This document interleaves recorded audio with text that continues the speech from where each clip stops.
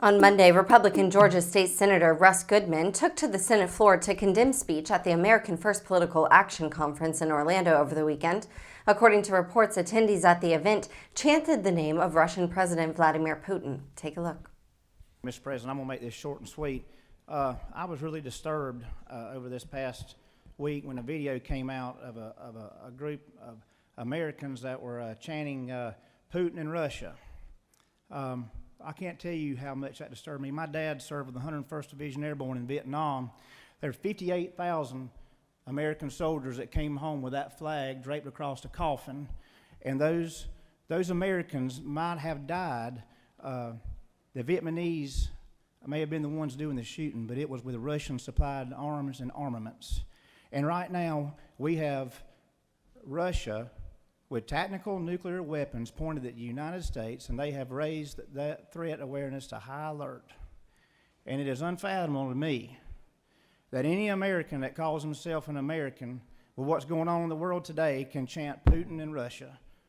Anyone that gives aid and comfort to the enemy like that, I'm going to tell you something, they are not deserving of the title to be called an American. Mr. President, I yield the will. The chair would like to follow up those comments as a point of personal privilege and use very direct words that Vladimir Putin is a selfish, brutal dictator, and anybody who would tell you otherwise is lying. I call on this country, I call on this state, I call on this chamber to stand in support of the Ukrainian people as they fight for freedom. I'd ask us to rise for a moment of silence for the people of Ukraine.